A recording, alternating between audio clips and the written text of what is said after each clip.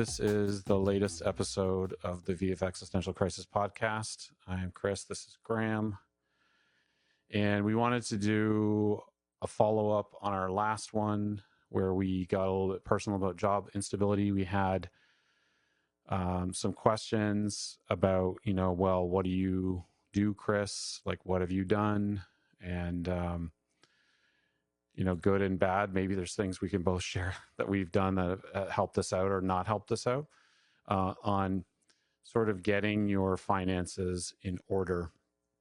I think it's super important once you realize that the bottom could come out at any moment, that you take your own money the most seriously. Not everybody wants to do that, but you kind of have to if you want to be successful. That's why I wore my Wu-Tang shirt. Cash rules everything around me. Because I was like Wu-Tang, Disney, and Las Vegas are pretty amazing at getting your money. Like at the Wu-Tang show, there's like commercials for every Wu-Tang person and whatever side project they're doing. They take their own money seriously, and I think that's words to live by. The other thing I realized as I was thinking about this podcast, which and sorry, my green microphone is going to keep cutting out. I didn't think about that when I bought the windsock. But as I was sort of writing this stuff out and trying to get it ready for this podcast, I realized that it's kind of the same approach that I take when analyzing a new project, whether it's my own project or a project in distress or a project that's not in distress, but maybe is looking for feedback because as you may know, I've been a producer and a VFX supervisor, but I'm also in a position often where I'm overseeing multiple producers or projects, and all of them have a kind of different flavor to them. And particularly the ones that are in distress. Now, hopefully your finances are not in distress. But I may take on a slightly judgy viewpoint, in part because I'll be putting on my producer switch, which is can be a touch ruthless at times. And I think, if particularly when you have a project in distress, there's a whole bunch of people that are clearly trying to make something useful and good who have lost their mind in some way and can't see the obvious things. This is the common theme. Everyone's too in the weeds. They can't see the forest for the trees, whatever, metaphor you want to use, but often there's obvious things right in front of them and they just can't do them because they're hard or everyone's panicking. I'm sure you've seen that. Oh yeah, definitely. Yeah. The panic. So often what I do in those situations, I come in and I go through a process which is also kind of useful for your financial, personal financial setup. And, start with, it's not that hard. Like fixing a project isn't that hard either, actually. Producing a project isn't that hard, really. It's not easy, but the ideas are simple. It's not necessarily easy to do. But so reminding yourself of the simplicity of some of these things and not overthinking them is kind of the key thing here. So there we go. So I'm going to be doing a lot of the talking, and Graham, I'm going to represent the educated or the becoming educated, because Chris is way better at this than I am. So I may be the. Well, I'll be the one judging you. You're judging. Yeah, I'll be the judge. So this is good. We got it all covered. Okay. All right. So we've got our good cop, bad cop set up. Okay. So first thing you do, no matter what situation, obviously, the first thing I should say is you're listening to financial advice from dudes on the internet. Immediately, that's something you should be like, hey, wait a second. And whatever advice you're listening to, we're not financial advisors, so you should take this with a grain of salt. Do your own research, hire the right people, do whatever you need to do. There's the disclaimer: don't sue us if you lose your money. That's your problem. But you should also realize that everyone who's giving you advice usually has some kind of agenda. In general, with most problems in production as well, if you follow the money, you'll find the problem, right? So if a bank is telling you, hey, why don't you buy this easy system? They're making money off you. If Wealth Simple or Robo Advisor or any financial advisor, so one of the first things you want to get used to is challenging, right? Like I don't have a problem with this, as most people who work with me know. But like, how are you making your money? That's an uncomfortable question that I think, particularly Canadians, who are a little bit more polite sometimes, may not want to ask. But it's the question you should definitely ask. And I have been burned by not asking that question enough. So, anyways, so that's something you should just know right off the top. You should question everything a little bit and do your own research. Because that's, we were talking about, hey, do something when your job instability. One of the best things you do is learn about money. They want it, the whole industry wants to make it so confusing. And in the end, it's pretty simple stuff. We could boil it down to save more money than you make and invest it wisely. That's really it. You can tune out now if you want. Yeah, arguably, the more complex it is, the more likely they're scamming you in some format. I mean, you see 100%. this with video games and things where you don't buy things for $1, you buy it for a token, but the tokens cost $3, and they make it abstract, so they don't realize you're spending money, and suddenly you are. For sure. And your question about how are you making money? It's a great question if you're in any kind of business and you're trying to figure out what the vendor who's selling you something is doing. Are they getting a license fee? Is it a percentage? Like Yeah. understanding what the needs and wants are of your potential co-partner are valuable.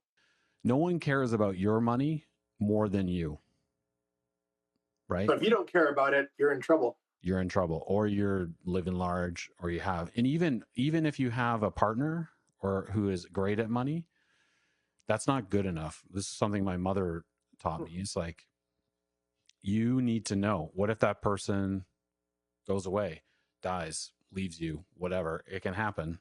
Yep. And particularly traditionally, women were not necessarily up on finance and stuff. My mother is a freaking wizard at it, and this is why I'm good at it as well. And that was because that was her way of like independence, make sure she's independent. She came from a poorer family, there's that as well. But so it's important. Like, my wife's not super interested in it, but I make her endure my yearly report, so she knows what it is, and I'm making my children do it as well. So that even if they're not as interested in it as me, they at least have a recollection or some kind of familiarity with what's going on. And in the house, I'm pretty open about where we're at financially. So there's a trend lately too where younger people are much more open to sharing information, which I'm not a huge fan of still, because I think it's sort of a private thing. But I'm going to do my best to give some generic advice with that in mind. So you've got a situation. It's your own situation. I have notes, so I'm going to just go refer to my notes, which I wrote in a kid's soccer practice at night. So it's hard to read, but so basically the first thing you want to do is assess your situation. Forget about details, forget about all the stuff, macro first. Paint the big picture, give yourself the box to work within. So are you spending more money than you're making? That's a simple thing. You can go through a lot of banks now will tell you you're spending this and you're bringing in this much. Dead giveaways for that are you carrying credit card debt? Are you paying your credit cards every month, or are you carrying them a month to the next month? If you're carrying them, you're spending too much money. 1000%, you're spending too much money. If you have a line of credit you're spending too much money. Now, people in desperate situations where they're like they've lost their job and this is a thing that might be a different story, but it's still the same thing. Your first thing you want to do is you need to get money. The second thing you want to do is get to a level playing field, and getting to a level playing field or ahead is not spending more money than you have, right? So you have to take care of those things before you can start thinking about investing and all that kind of stuff.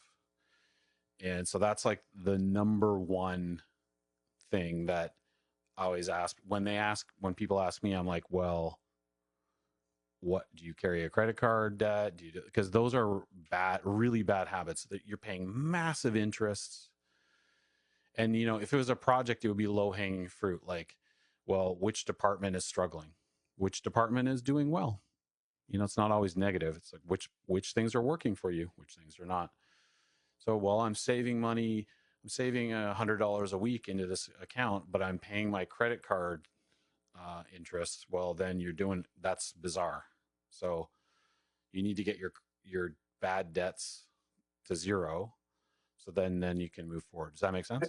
And it goes back to your initial point about people taking advantage of you. Like easy credit is such a trap. Like I remember when I was at university, Mm-hmm. it was the first time out of house, I got my OSAP, and then they're handing out MasterCards to the students, almost with like you fill out a form and you get a card, and they hook you early, so you get addicted to that easy credit for sure. Yeah. A credit card should be for cash flow only. And if you think about it from a business perspective, it's like if you're essentially taking a loan, if you don't have the money right then, but you're going to get it, soon, and you can, net out to zero in whatever, small cycle, then it's fine. But if you are constantly building up debt, credit cards are charging like 18 to 20% interest. That's like insane rates. So before anything, just stop this video right here and go and make sure you take care, stop and cut up those credit cards, because that is the worst thing ever. There's some judginess for you. Stop it right now. You're definitely spending too much money.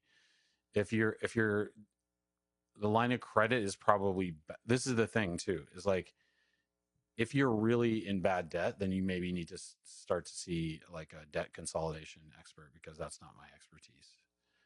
I can't physically let myself be in that position. It would drive me insane. I do not like being in debt to anyone or anything. And maybe some would argue it's like I'm maybe too focused on debt when looking at investments and stuff like that. Like you can take on good debt. Like a lot of businesses, there's a logic of like, well, it's better to use someone else's money than your own money to do to a business. But if you take that too far, you end up like, how many VFX companies have like they go under like that all of a sudden, and everyone's like, whoa, that happened. It wasn't. It was a slow build. They built up more and more debt, and then someone said, I'd like it back, please. And then they're like, oh, I can't pay. Then they have to go bankrupt, and it's a fire sale. So you Yeah, don't want there's you don't also want the to be that. case that like the sort of studio case too, where like you're it's kind of the credit card analogy. You're borrowing money from the next show to cover the losses on the current show, and it becomes a bit of a cycle. And then you really become reliant on that next gig coming in to keep the wheel turning. And when the wheel stops, if that next gig doesn't come as you had planned, then boom, it's a jam. So we saw a lot of companies go bankrupt over the strikes and the subsequent fallout. And it's really because the cash flow just kind of seized on them.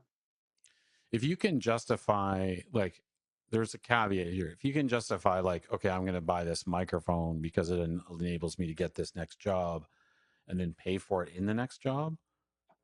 Okay, but that's more an investment. But if you're like going out for dinner and putting on your credit card and then letting it lapse and paying 20% on that, you've lost the plot. So people may not want to hear that, but it's true. So you need to figure that out like right now. Line of credit is one step better, but it's still the same idea. Like I'm borrowing money to pay for something. So you're paying for a renovation. Okay. Do you have a concrete plan to pay that back in a certain amount of time? Then maybe it's reasonable. But if you don't have that plan, then it's just freewheeling. And eventually that's going to catch up to you. Plus, it's a horrible way to live, I think, to be in debt and desperate, because it creates desperation. It creates pressure.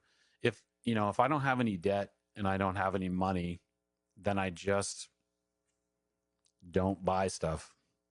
If I have debt and don't have any money, there's someone chasing me for money. And like collectors start coming, and it's just like, Jesus, that's like It's terrible. empowering to have a windfall. Yeah.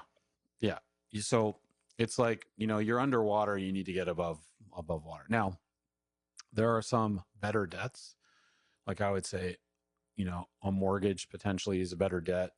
Student loan is a better debt. Some people might be listening that have student loans, where there is some kind of, it's usually lower interest rates, hopefully, and it's longer term, and you can't get a mortgage without them making a plan for you to pay it back. So unless you've bought like a $2 billion house when you shouldn't have, which is possible, especially in Toronto, that debt is at least something a bit more manageable. Car loans are like one of those things where it's on the edge.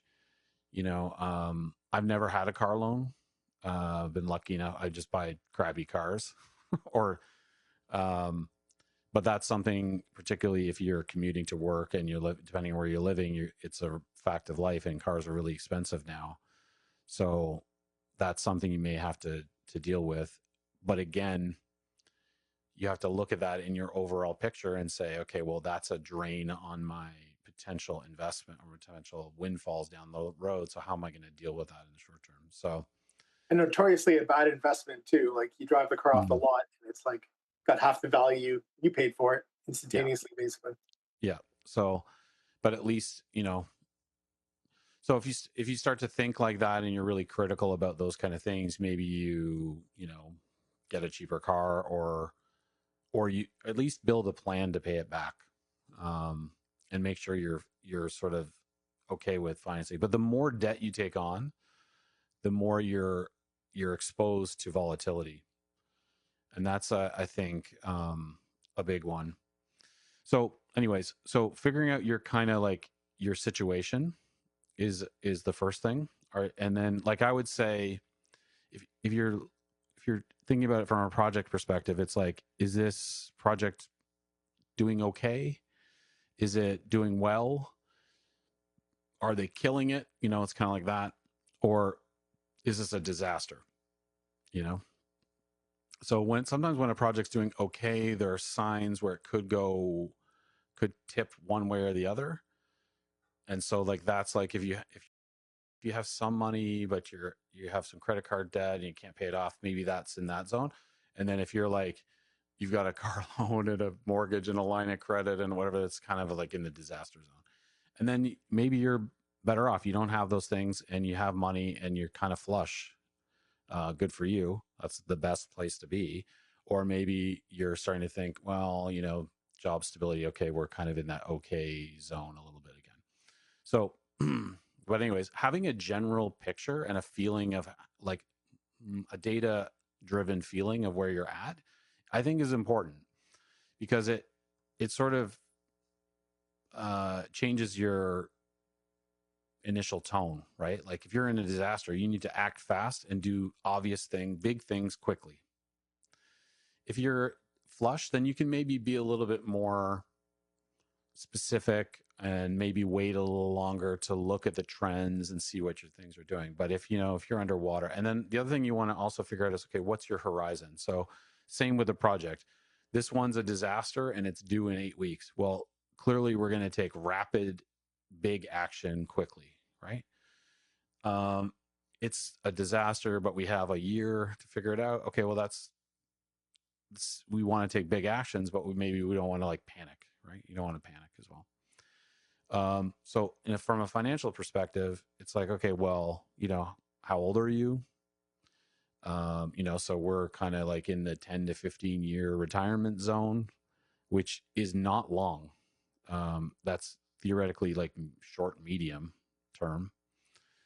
Um, one piece of advice I got from my financial, that's just maybe one of two things that I'll talk about that are of any use before I fired them, was when we had our firstborn, it was like, that's your priority. Because it's like, oh, it's only 18 years away. And I was like, what? And because I was like all focused on retirement and getting that up, because, you know, we don't have pensions in VFX and animation, all that kind of stuff. So it kind of woke me up. I was like, oh, actually, that is, and having lived it, and my daughter's just about to go to university, it's like, oh, yeah, it happened fast. Happened Yeah, it's real the best fast. thing we ever did. We did RASPs out for both of our kids, Yeah. and basically the school was covered. So even though they went to, I don't know, 3-year programs each, Yeah. it's not a financial burden. My daughter's in college now, and if we hadn't planned, I'd be sweating buckets for sure. Yeah. So that's like, so you got to look at your horizon and your time frame. And if you have more, like if you're 20 and you've got, or you're say 30 and you have 35 years before you're 65, then you have a longer window and you can do more things, and you have the power of time to help you compound interest and things like that, assuming you're not underwater with your debt and stuff like that. So the horizon's important. Then you need to figure out, okay, what's your deal? What's your, and so like when I'm on a project, the first I watch a little bit and I go, okay, that person's an optimist, that person's a pessimist, that person's like completely lost their mind. They can't, they're so in the weeds they can't think anymore. This person's often in disaster projects, there's people that are like not participating as fully because they either can't handle it or they're not being listened to. And then there's people that are over participating. So like, are you panicky about money? Are you like anxious about money? Does it stress you out?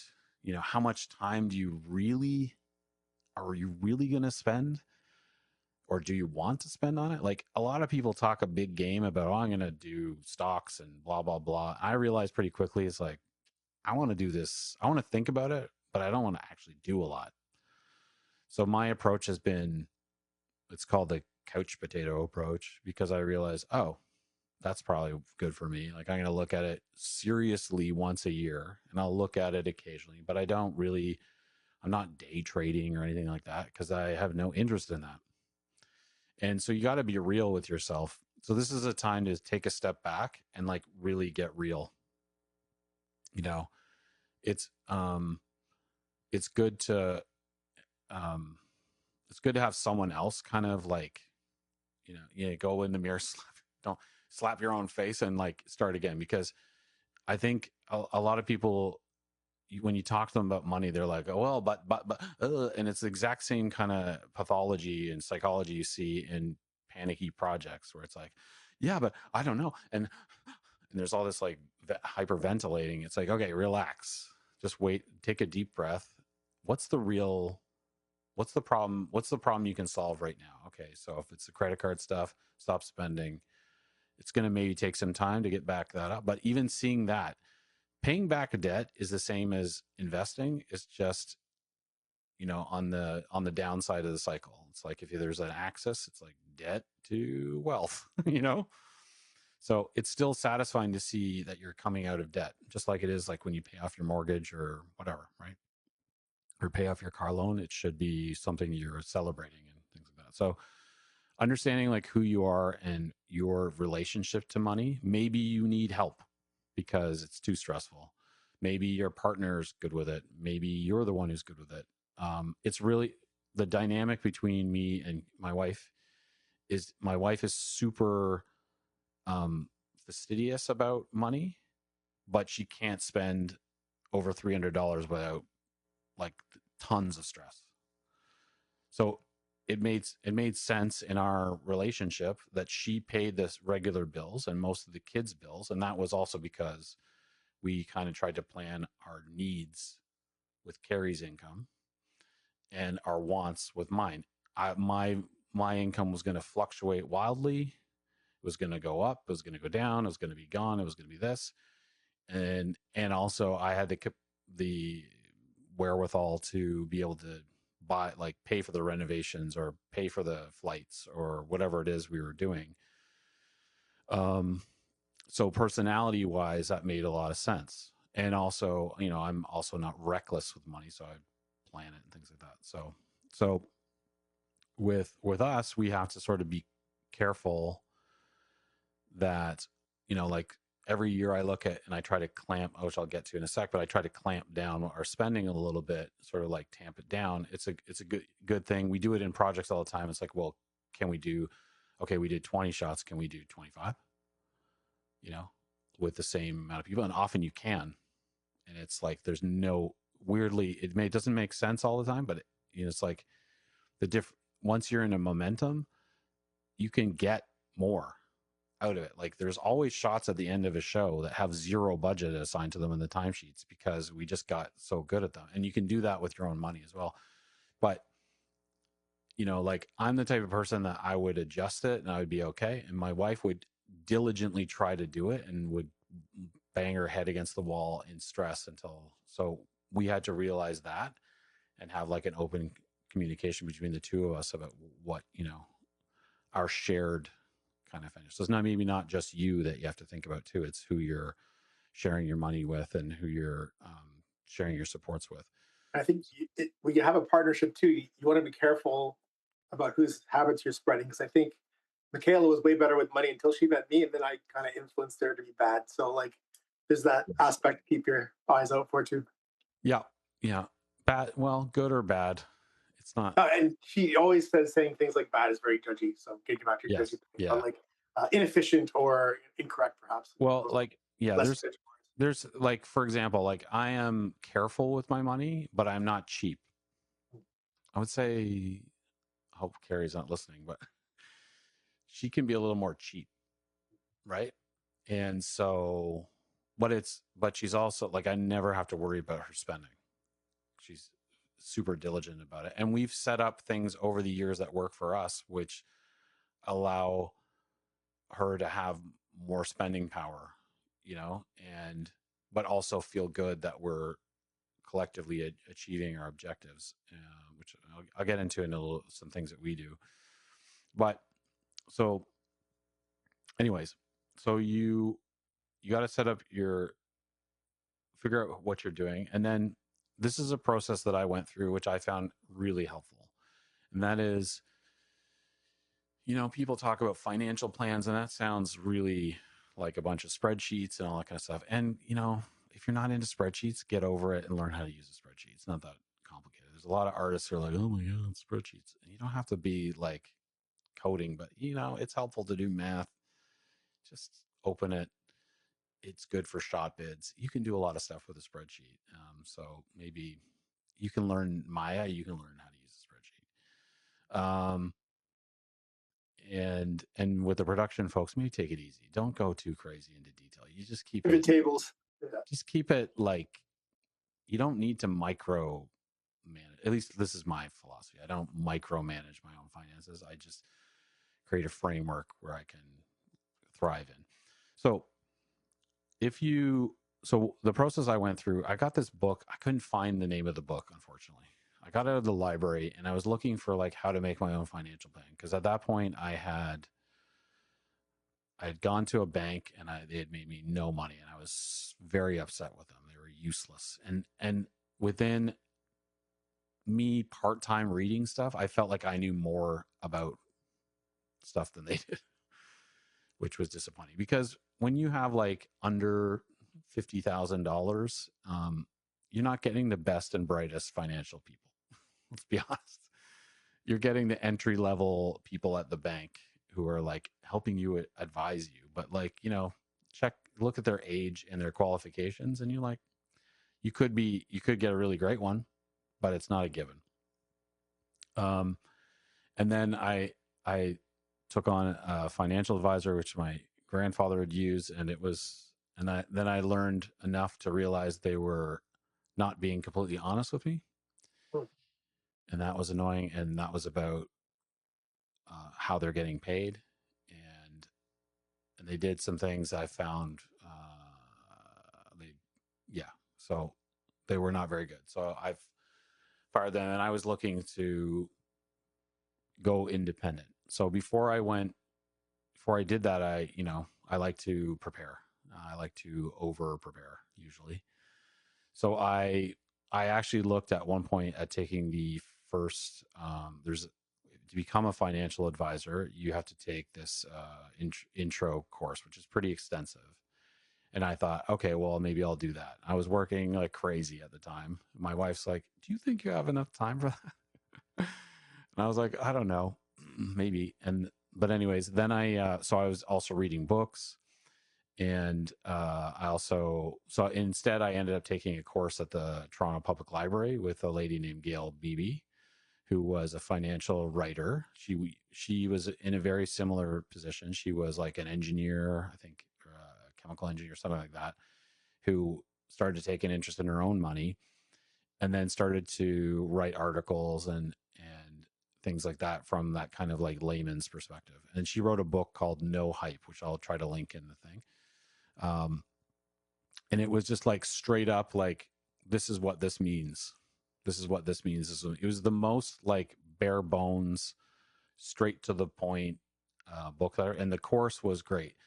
What you find a lot of times is people will be like, well, you could do this or you could do that, because no one wants to commit to your because they don't know your situation. They don't want to be liable. There's a lot of liabilities in that. But Gail was great because she's like, I wouldn't do that. You'd ask her a question, she'd be like, I don't understand it. I wouldn't do it. And I was like, oh my God, this person is actually telling me what they think. So the main thing I took away from that is, if you don't understand it, don't invest in it. But anyways, so as part of that sort of journey, I found this book, and it was an American book. So it was a lot of 401k stuff. And, that's something also we're talking about from Ontario, Canada perspective. But the best thing about it was like, you should figure out why you want money. So think about like a project, like, what are we doing here? Well, we're making a movie. It has 500 shots. We're making 14 episodes. There are this many shots. There's a framework already built in there. And like, why are we doing this? Well, we're doing it for the money, or we're doing it for art, or it's Dune, and we're going for the Oscar. Do it for the art. Whatever it is. Excuse me. Allergies are killing me. Whatever your overall goal is. But a lot of people don't ask themselves why they want the money. And there's obvious answers like, I want to retire. I want to be able to retire.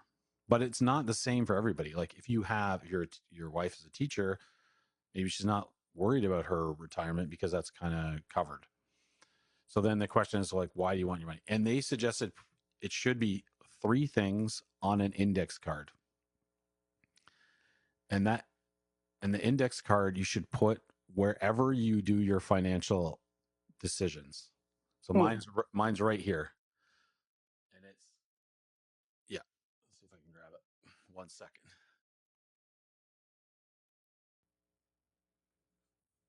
So anytime I'm looking at my bank statements or whatever, I have my like mission statement, which is, let's see if you can see it. See, it's there. I wrote this like 15 years ago. Really? Wow. Yeah, and it stays there. I wrote V1 because V1. Is it still V1? Yep. Yeah. Wow. Because I haven't done it. So because some of this stuff, you can update it obviously. So my main mission statement, and I was thinking this would be a really good use for AI. If you say to AI, imagine you're a financial advisor, ask me 20 questions to get to my financial mission statement and my top 3 or 4 goals. And it's actually pretty good at that kind of dumb stuff, because really it's going to aggregate all the investment advice on the internet, which is kind of what you're looking at anyways. So mine is live comfortably and do cool stuff. Well, it's not highbrow stuff here, right? Because in part of my analysis is like, I don't need to be rich. I don't need the latest car. I don't need this, whatever, but I do want to do cool stuff. And I want to, to me, that's important. So like that's kind of what I was saying. I'm not being cheap. There are people. There's another site I look at a lot. $1 Million Journey. It's a guy in a blog. His goal was to have a net worth of $1 million as soon as possible, and to retire as soon as possible. And then he switched to have like passive a dividend account that pays him a salary. That's his goal. But to do that, there's a group of people like that are like super savers, and like they're super cheap. They don't, like, whoa, we didn't go on family vacation to get this goal. And like, that's, to me, good for you. But I also want to live my life because, you could die at any moment. So what's the point of, this is my own personal philosophy, but maybe that's not for you. So mine is fund a comfortable retirement, fund the kids' education, get out of debt, which / more FU money, which I've talked about in the last podcast, and then see the world together. Because I realized through that process that the experience of travel was one of the most important things that I took from my parents, and I wanted to share with my children. So that is my mission statement. So this has stopped me from buying stocks. Because, like, does that help me do that goal? And the answer is no. And then it's like, okay, well, I'm not going to do that. And so, it's like those moments of panic where you're like, I don't know, should I buy crypto? Should I buy Disney stock? Oh my God. I was like, well, does it help me fund my comfortable retirement? Maybe. Does it help fund the kids' education? Nope. Does it help me get out of it? No. So then you're like, oh, okay, it's a bit of a thing. Plus, you're looking at that all the time. This is like real world use for money. So we spend money on trips. It's one of my biggest expenditures outside of paying off mortgages and all that kind of stuff. And I don't mind that because it's one of my goals. If it was like high value. Yeah, if you love cars and you wanted to buy cars, put it on the list, but not number one. So this is a really good exercise to go through, even if you don't come up with the perfect. It doesn't have to be perfect, but like if it gets you somewhere and it makes you think about, okay, why? So like, why am I killing? And then it leads to these. Why am I killing myself on this project or show in this business or whatever? Why am I doing this? Well, it's because I want to do this.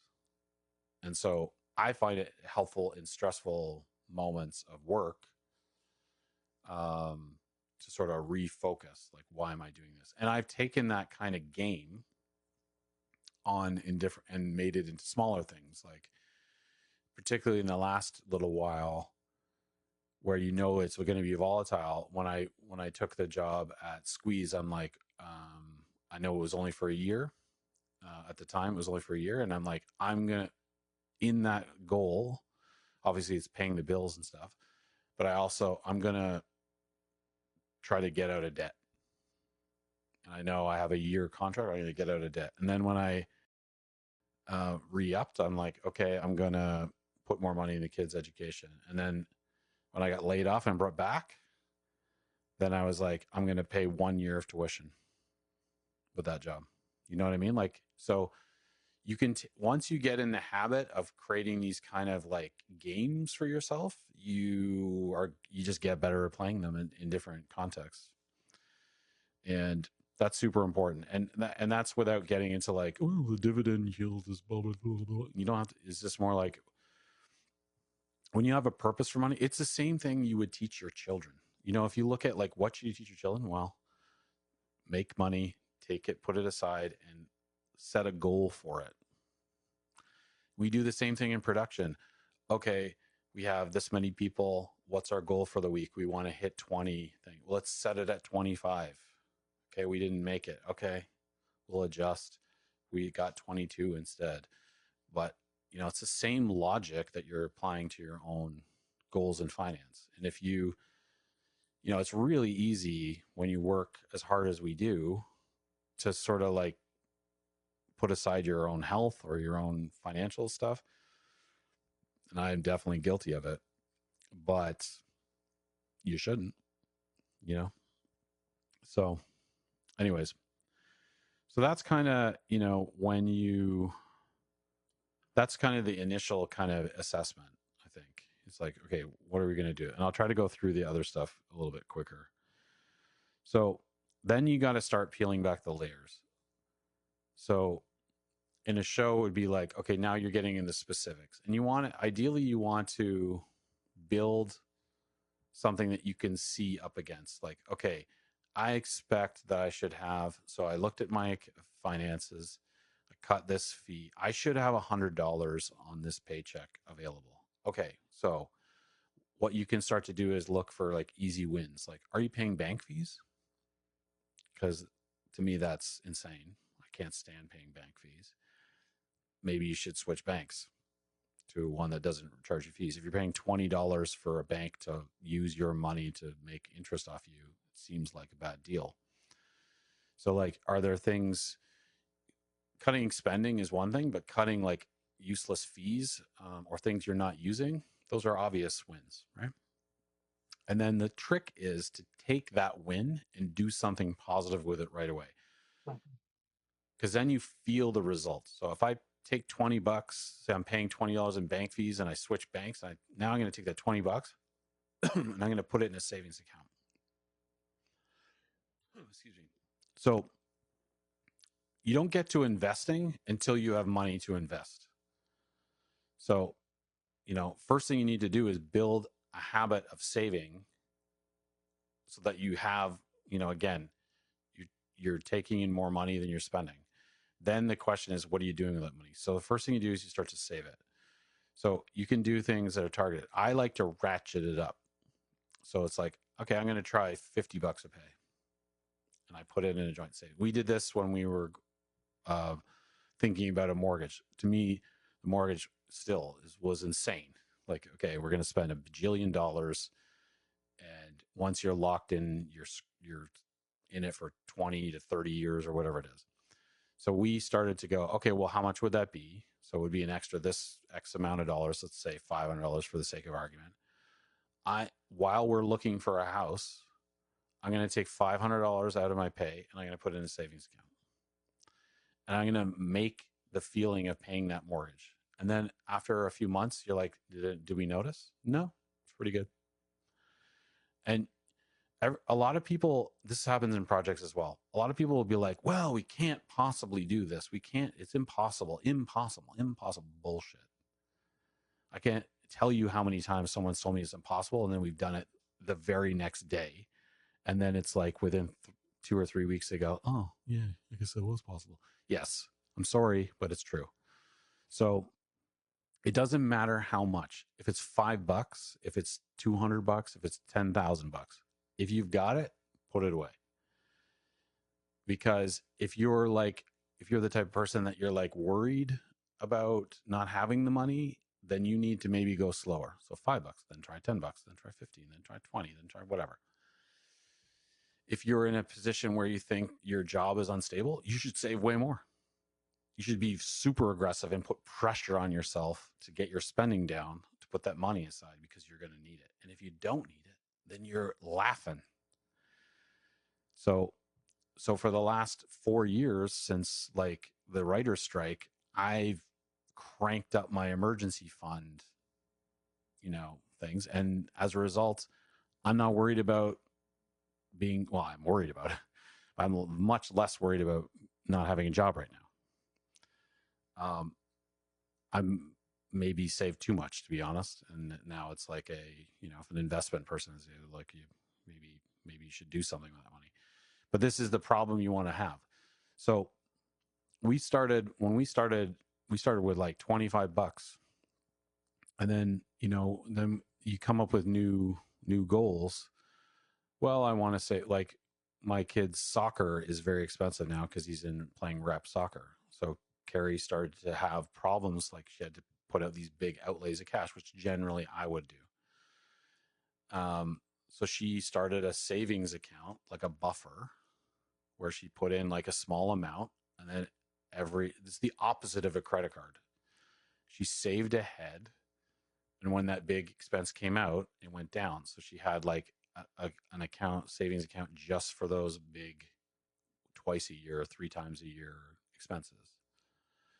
And that didn't that took like a couple of years to get up off the ground, and it started with very small increments. So so first thing you want to do is make sure that you're building a savings habit.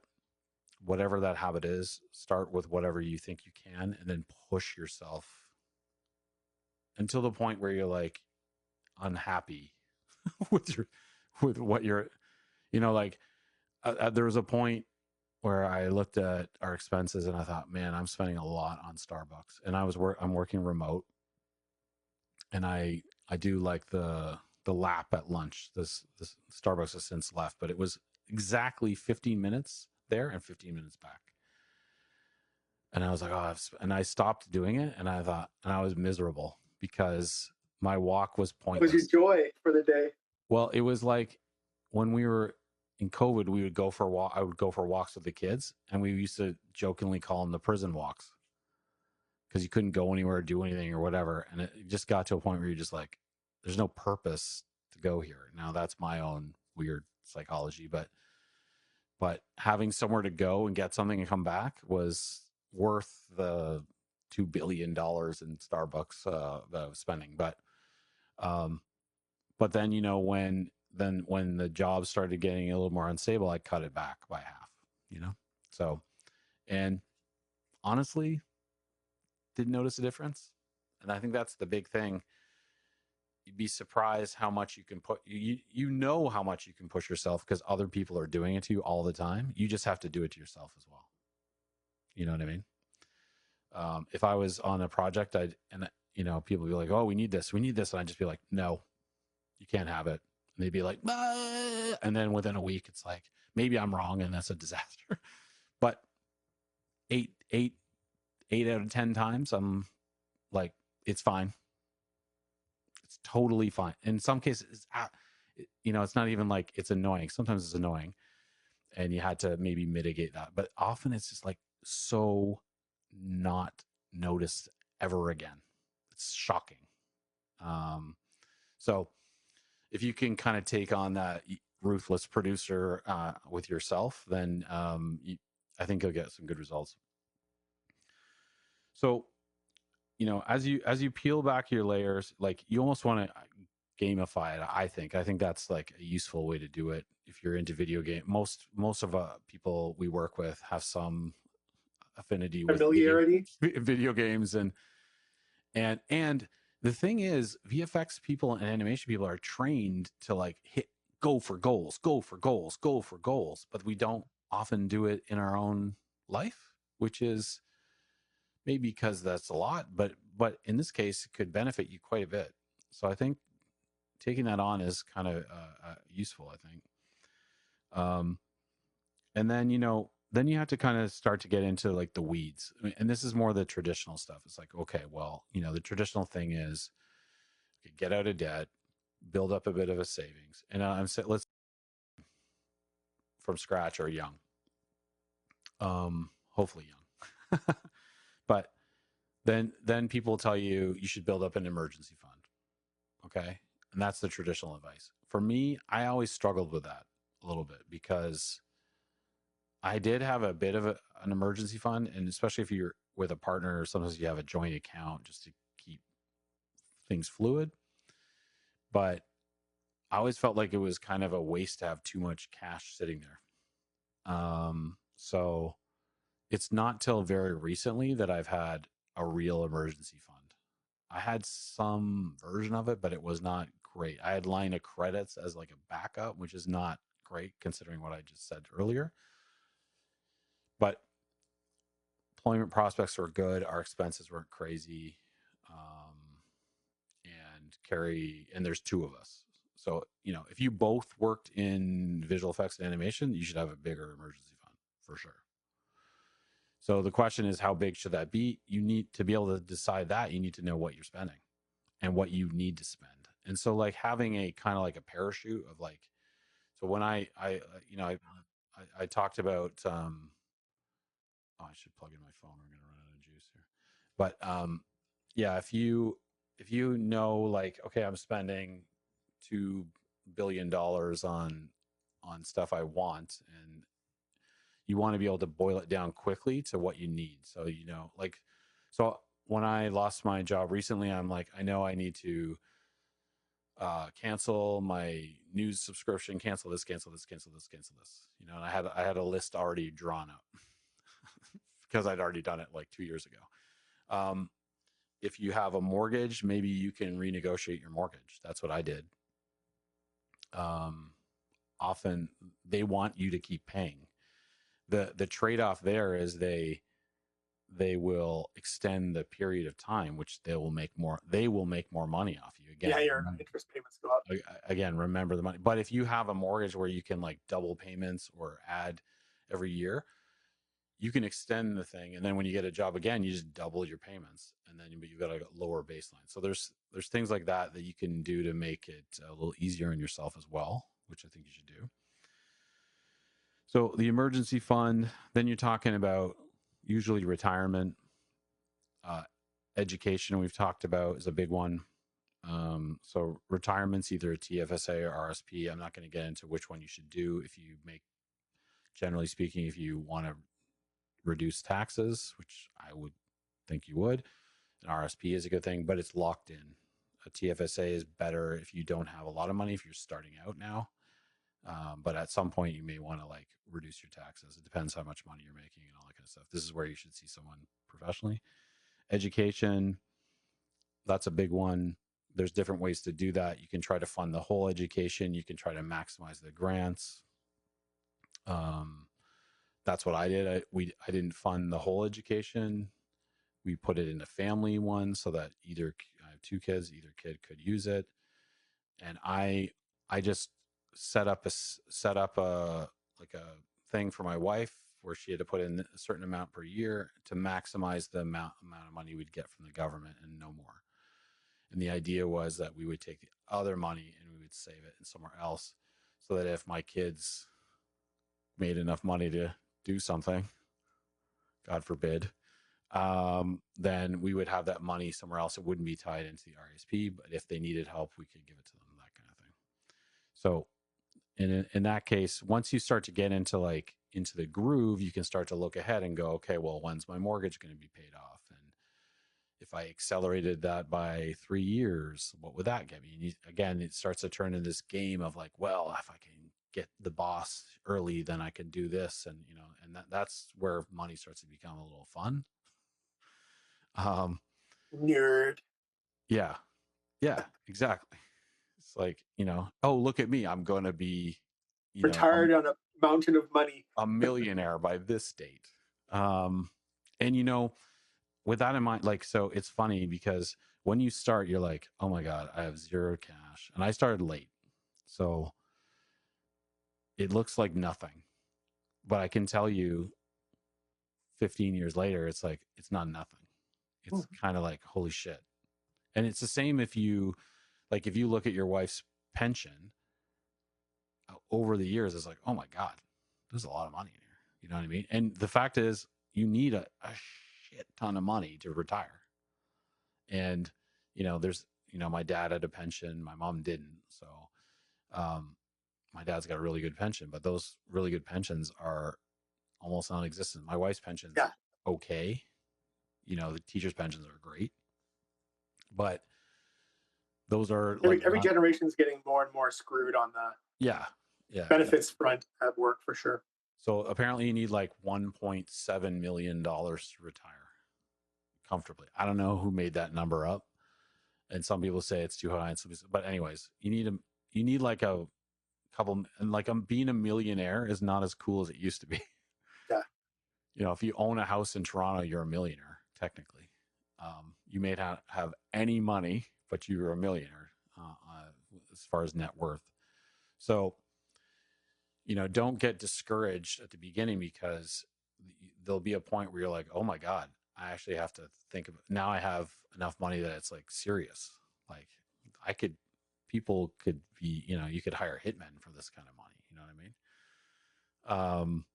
And it doesn't, if you're, the more diligent you are, the faster you're going to see that. And then that's when it kind of gets exciting and also scary in a different way, because then there's like more at stake. So So the other one is other common one is mortgage. And again, you have to look at, I think you have to look at investments and things like that the same way as debt. So if you're paying 8% on your mortgage and you're making 4% in your investments, you're losing money. If I put $100 in a mortgage and $100 in, I'm getting more from mortgage. Now, the thing is, I'm not getting money from that. I'm saving myself money over time. Whereas maybe you need to make money to have that money. So it gets a little bit tricky there, but it's something to keep in mind. If we have lived in the last little while in very low interest rates for a long time. When I got my first mortgage, it was a 4.94, and that was like crazy low. And everyone assumed it was going to go closer to 6 to 8%. So I was like planning and putting more money aside in case that was the case, or I was upping my mortgage payment so that the interest rates go up, I could drop them down, it would be about the same.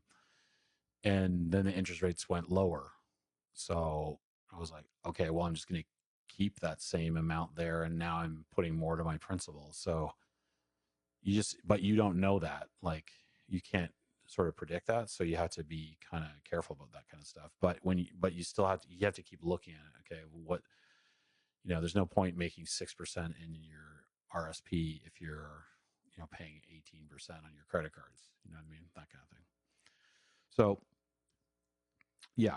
And then once you get into that kind of situation, once you start saving, once you start building that kind of thing, you get some momentum. And then with the momentum, like when a project starts working, everyone feels relieved in a way. And then like, and then you start to like, instead of focusing on the anxiety of money, you're focusing on, like, again, with these goals, On the solution. when these goals in mind, you're like, well, now you're like, well, how are we doing? Like, are we almost done this project? Are we almost done this goal? Like, okay, well, we've done it.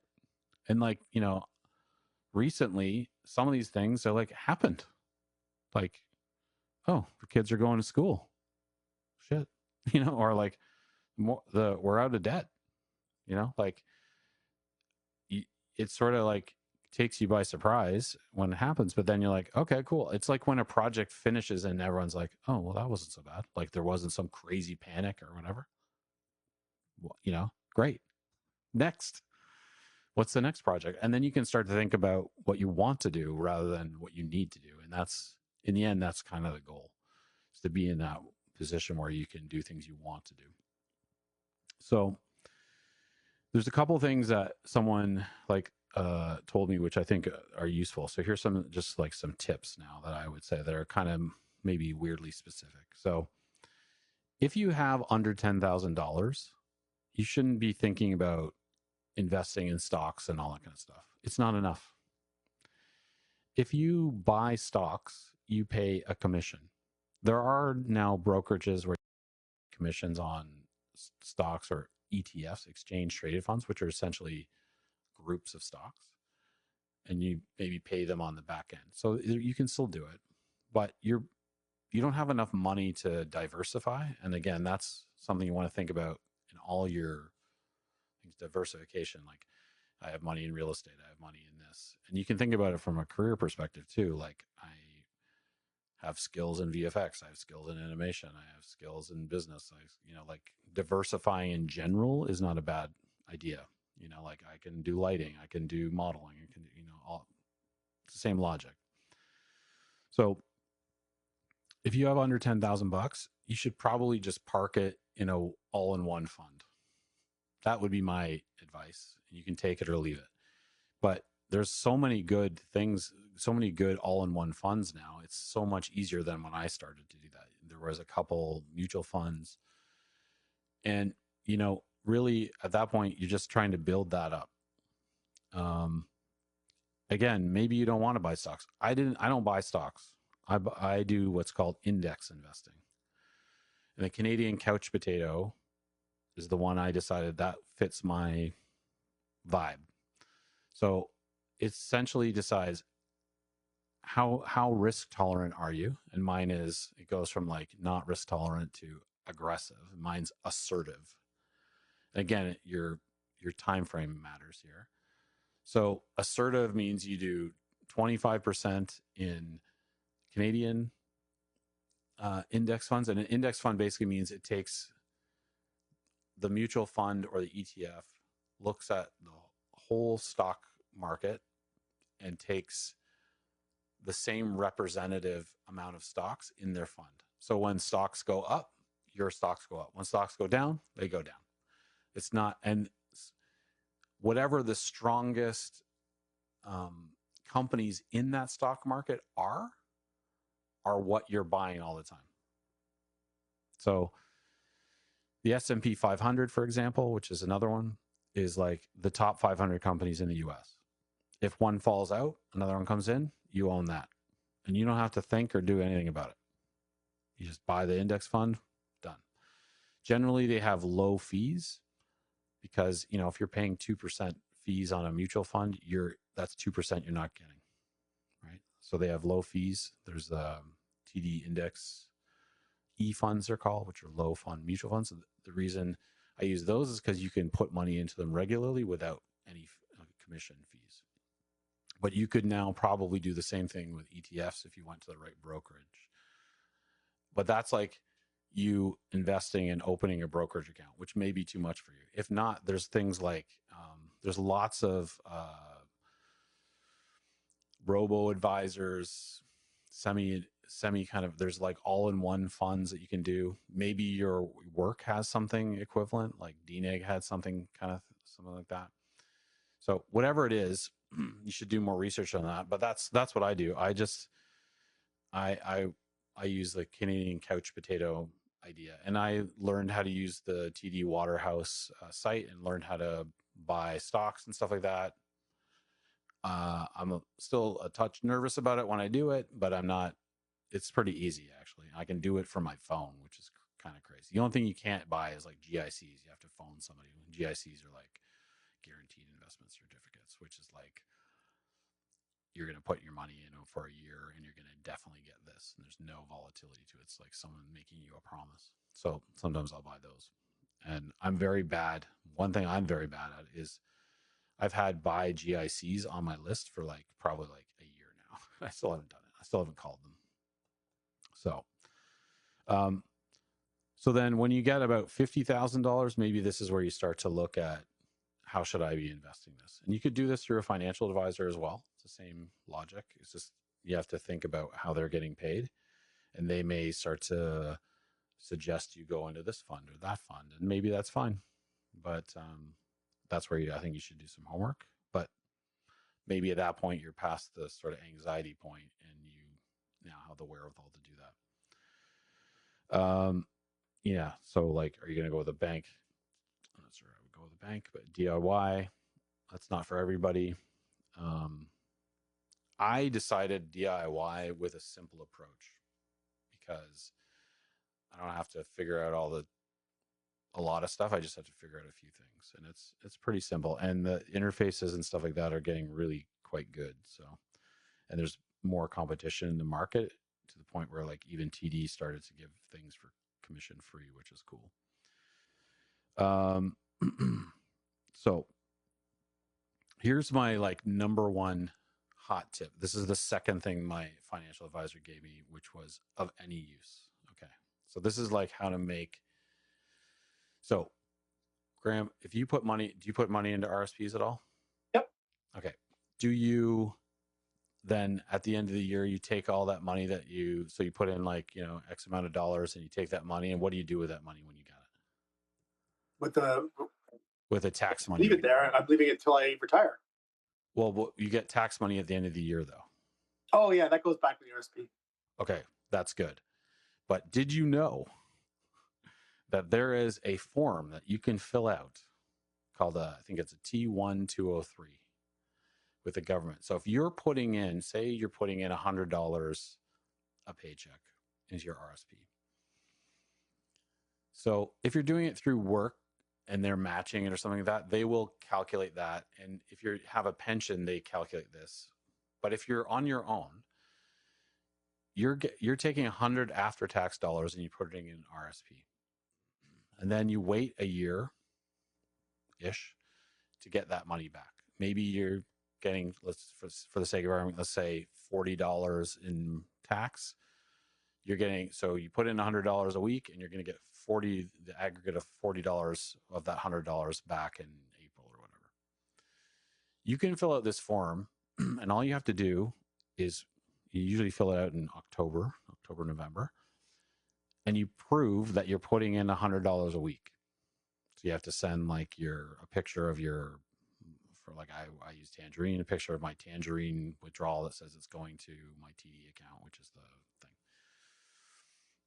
This also works for daycare.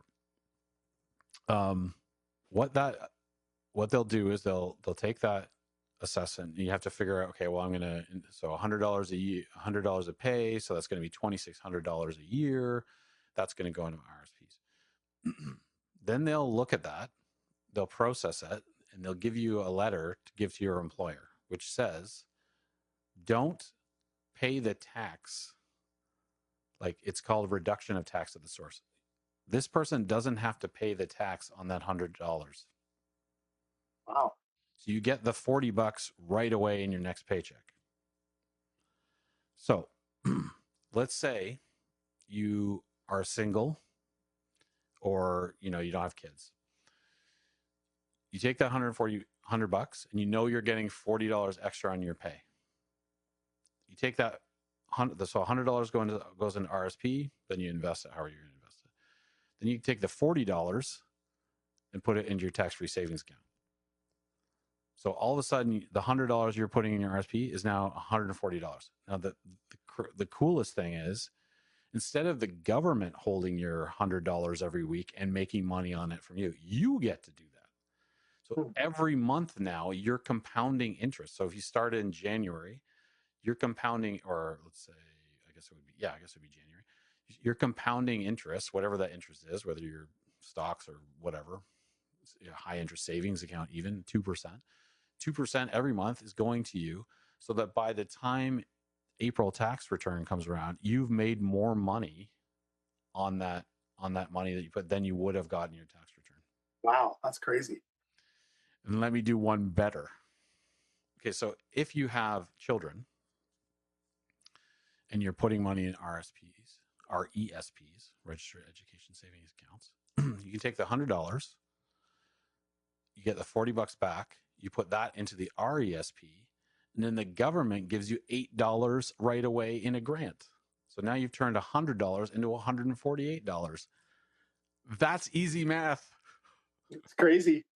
And it's one form. And no one I know no one knows about this form. So I'll give you another practical thing. Say you are, new parents, and you're paying a frickin' fortune in daycare, unless you live in Quebec. And that form is a federal form, by the way. It's not an Ontario thing. So this works across Canada. Carrie was paying like $1 jillion, and like most of her salary, I had to take extra bills and all this kind of stuff, because most of her salary is going into paying daycare. Like, I think it was crazy. Like, I don't even remember how much it was, but I just remember it was earth shattering. If you can use the tax at the source form, because you're going to get a tax credit on the daycare you pay. But one of the items that you can claim on that T1203 is daycare. So say you're paying $500, let's say you're paying $1,000 a month in daycare, and you're paying 40% tax. They're going to give you $400 back into your pay. So like, yeah, I can get it all. I can get this giant check at the end, but my cash flow day to day will be like $400 or whatever your tax is better every paycheck. And it went from making daycare like an insane stress to way more manageable.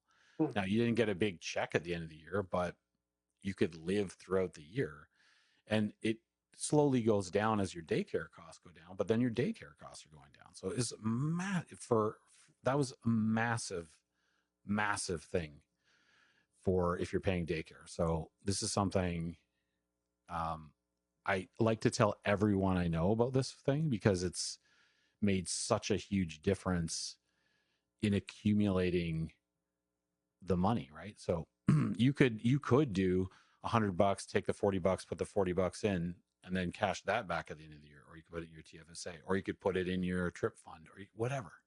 Or maybe it makes it so that maybe you can barely afford $100 to put in your RSP. So maybe it makes it so that really you're only putting in, you're taking $100 into your RSP, but it only feels like 60.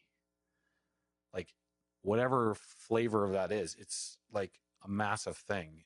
And it's pretty easy to do like once a year. The main problem I had is I would forget and then be like in December go, oh damn, I got it, because it sometimes takes a month or two to process. So then when you're used to it, that first couple paychecks in January, which are already a little lower because of whatever, would be like really low because you didn't have your tax at the source. So it's like, oh. So anyways, so that's a really good one. That I would highly recommend anybody looks into. If you're putting money aside on your own, and you're putting it in a registered fund, then you should definitely be taking advantage of that. And then there's things like, like if the company is matching your RSPs and you're not taking advantage of it, what are you thinking? Like, do it. It's free money. Like, would you turn down a raise? No. So try to figure out how to do that. And then that's kind of like the main tips that I'd put in place. I didn't want to get too far into investing and stuff because that's a little bit different for everybody. But you'll hear about passive income. This idea of passive income is quite trendy right now. Really, all that is you invest and you get some kind of dividend, whether it's a dividend through your mutual funds or a dividend through a stock dividend. And a dividend is essentially just like, thanks for being a shareholder, here's a payment. And there's a whole investment strategy built on dividends, which is I think quite useful. And if you have enough money in your investments and you're getting like a 4 or 5% dividend, then you can live off the dividends, but you have to have quite a lot of money in that investment to do that.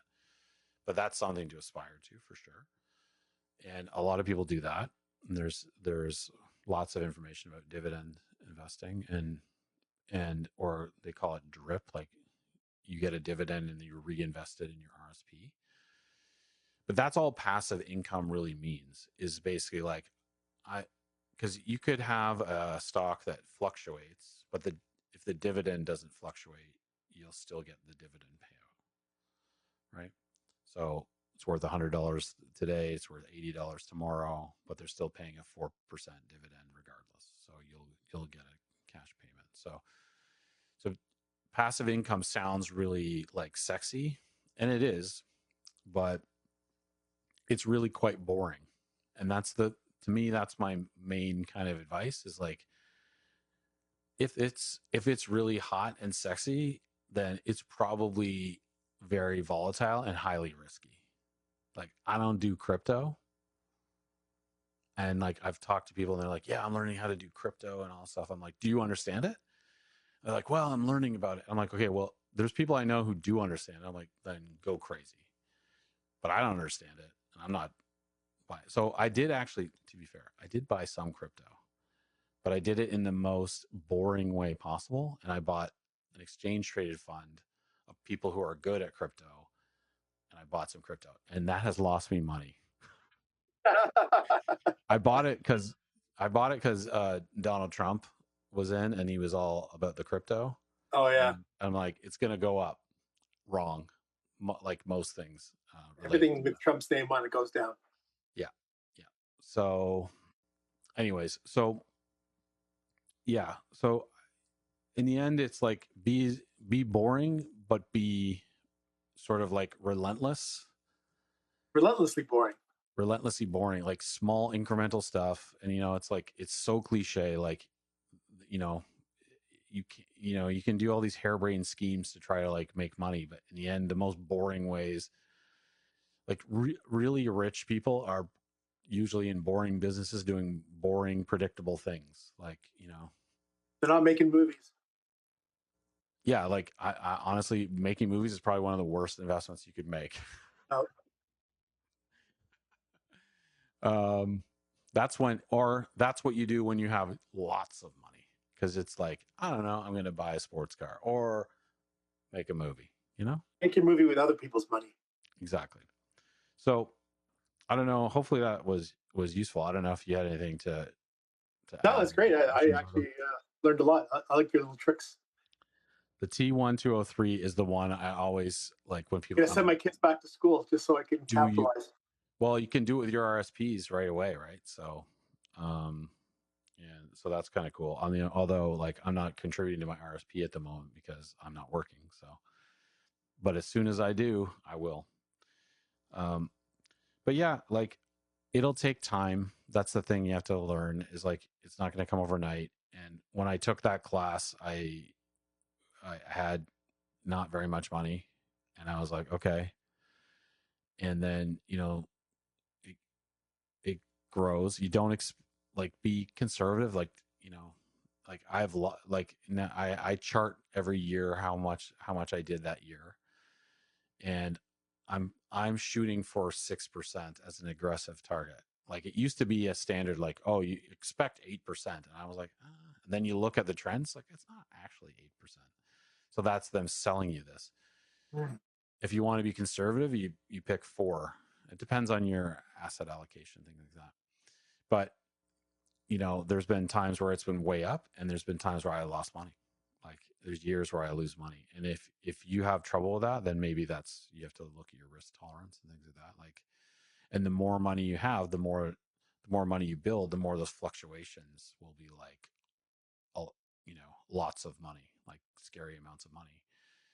And if you can handle that, great. Maybe if not, then you have to think about other things, like maybe real estate or something like that, because your house is not an investment. That's another classic. Like you can't eat your house. And so I think the big thing in VFX right now is like the emergency fund. If you're working, and I would be putting money, this is something people, well, should I be saving money? Yes. Like if you're lucky enough to keep working, or that next job happens, or you get that next year contract, then maybe you can start to take that money you've saved and invest it, but maybe keep the same level of paranoid. Like I know exactly people who have been doing a really good job working on a project, and the studio goes out of business. And Yeah. it's like you have no contribution to that at all. You could be doing everything perfectly, but the parent company disappears, and yeah. Well, Pixamundo is a good No example warning. of that. Yep. Pixamundo doing great work, lots of people Mhm. making big deals, and then boom, gone. And that's just like a corporate. So that's something else you should be thinking of too, is like if you're working for a company and it gets bought, if there's not volatility right away, there's probably some coming. Not always, but these are things that I think it's a healthy suspicion is good for your money. And when you're planning projects and stuff like that too, it's the same logic. It's like, okay, I can pay for what I need. Great. I can pay for what I want. Maybe I'll hold back a little bit in case that want or need changes. And or you can set up triggers like, well, if this happens, if we're successful here and it's going well, then I'll spend this money. So often I'll try to like get another compositor in the resource schedule. The recruiters are looking, instead of looking for 3, look for 4. I don't know if I'll be able to hire the 4th, but if we do well on these other things and we don't do overtime or we get extra shots, then I can pay for these people.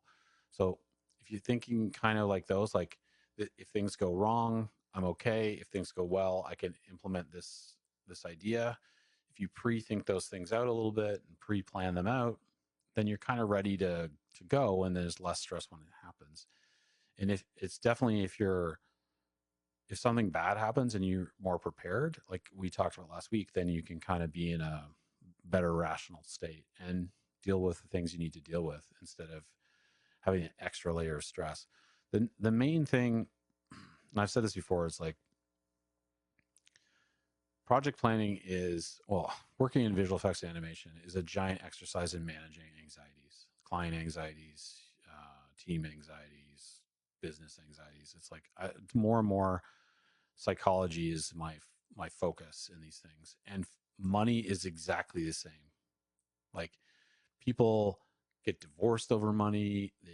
It's like it's a massive stress, and so if you can remove the stress and anxiety out of your project will go better.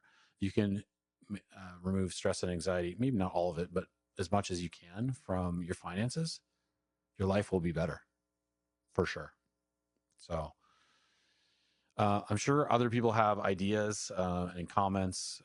Hopefully, maybe they have earth-shattering tips for us all to get rich. And the comments, by the way, are good. They encourage us to keep going. So please we like those.